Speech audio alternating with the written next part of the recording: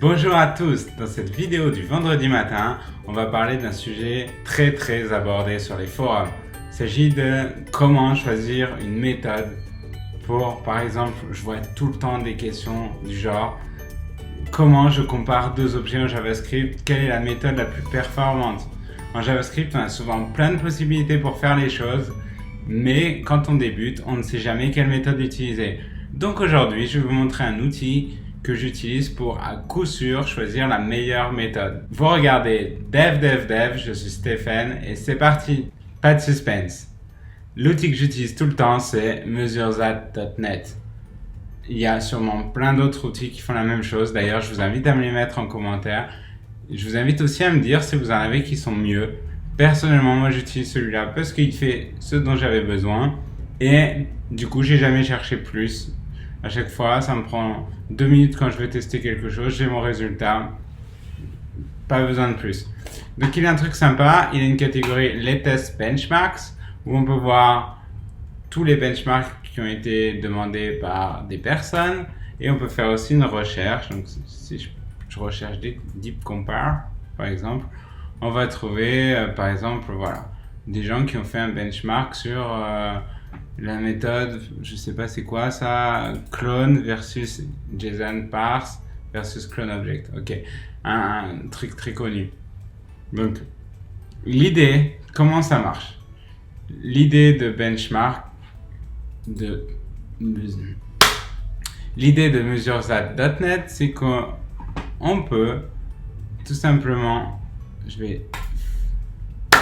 L'idée de mesurethat.net, c'est qu'on peut tout simplement créer un benchmark en lui mettant un M, donc compare deep par exemple. On va lui mettre une petite description.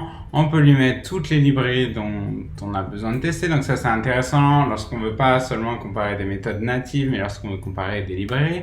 Par exemple ici, ils ont ajouté Lodash. On peut mettre un code de préparation. Donc là par exemple c'est un code qui va remplir un array et on a créé une méthode deep clone dedans. Et après, la partie intéressante de l'outil, c'est tous les tests que l'on va mettre ici. Donc là, on voit qu'il y en a plusieurs. Et on voit que le premier, par exemple, c'est une copie qui utilise le clone deep de Lodash. Donc pour ça, on a simplement appelé la méthode clone deep. Donc on met le code que l'on souhaite ici, on peut ajouter autant de lignes que l'on veut. L'idée c'est que le code qu'on met là va être encapsulé dans du code qui va nous permettre de faire un benchmark de ça et de savoir combien d'opérations on peut faire en une seconde. Et comme ça on va pouvoir comparer les différentes méthodes. Donc là on voit que par exemple la deuxième c'est un native map deep slice. Donc voilà, ça c'est une autre méthode pour faire un deep clone. On peut faire un map de l'array et on fait un slice à chaque fois de chacun des résultats. On peut aussi très bien faire une méthode qu'on retrouve dans beaucoup de code et qui est horrible en termes de performance, c'est le json.stringify et on reparse ça. Donc non seulement en termes de performance là on n'est pas bon, mais souvent en plus on peut avoir des boucles qu'on ne peut pas utiliser en stringify et du coup notre méthode là ne marche pas à tous les coups. Donc c'est vraiment quelque chose qu'il faut éviter. On a aussi, voilà, on a plein de méthodes. Donc l'idée c'est ça, c'est qu'on va écrire tous nos test cases. Et après, on va juste le valider. Donc ça, qu'est-ce que ça va faire? Ça va lancer notre benchmark. C'est-à-dire que l'outil va venir lancer chacun des blocs ici. Et à la fin, nous dire quel est le plus performant de tous. Donc là, ça prend du temps parce qu'en effet, il y a beaucoup d'opérations. Donc là, par exemple, il a fait le clone deep de Lodash, il a fait le native JSON parse. Donc là, il va vraiment exécuter tous les éléments qu'il y a là. Et pour chacun des éléments, il va juste avoir la librairie qu'il y a en haut et le code de préparation. Et il va être capable de nous ressortir les résultats. Voilà, donc là on voit qu'il a réussi à lancer tous nos cas de test ici, que la validation elle est complète, donc on peut envoyer notre benchmark. Et une fois que notre benchmark est envoyé, ce qui est intéressant, Une fois que notre benchmark est envoyé, ce qui est intéressant, c'est qu'on peut le retrouver, il est public. Tout le monde peut retrouver le benchmark qui a été créé. Tout le monde peut cliquer ici sur Run Test pour exécuter les tests dans son propre navigateur. Donc ça, c'est vraiment quelque chose qui va permettre d'avoir des résultats sûrs dans vos conditions à vous. Je ne sais pas si vous avez une extension, quelque chose dans le navigateur qu'il faut prendre en compte. Voilà, ça va permettre de faire le test chez vous et comme ça, vous serez sûr des résultats. Souvent, on voit dans les forums des résultats et on n'obtient pas les mêmes. Donc ça, c'est vraiment un bon moyen de les tester. Donc on peut relancer tous les tests. Donc ici, on en a un paquet, donc ça prend du temps. À la fin des tests, on a un résultat très simple qui dit le plus hâtif, c'était le shallow clone et le plus long, c'était le récursif deep clone. Ça correspond au titre que vous lui avez mis ici. Le plus long, c'était lui et le plus rapide, c'était lui.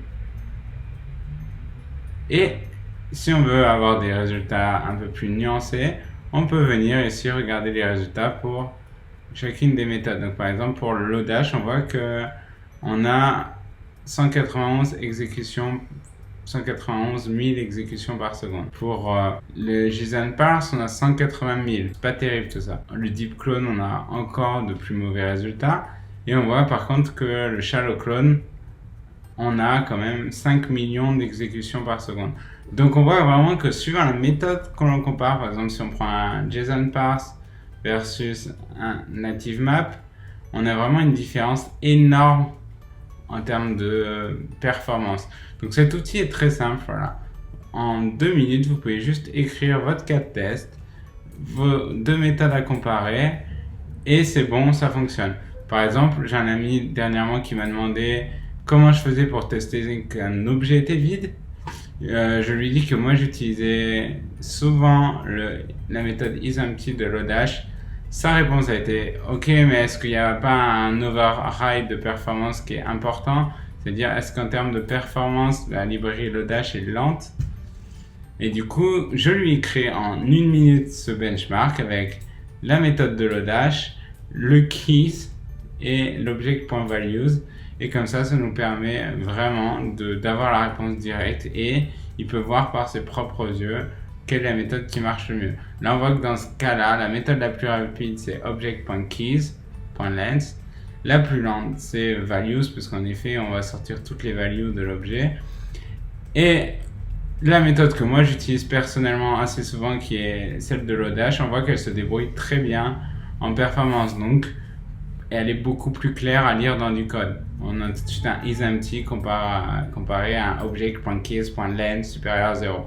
Donc voilà, donc c'est vraiment un outil que je vous conseille. À chaque fois que vous avez un doute, à chaque fois même que vous pensez à utiliser une librairie et que vous pouvez avoir des problématiques de performance, n'hésitez pas. Allez sur ce site, créez votre benchmark, partagez-le et comme ça, vous aurez la réponse. Voilà, c'est fini pour cette vidéo. Elle était courte, mais je pense qu'elle vous a donné un super outil qui va vous être utile.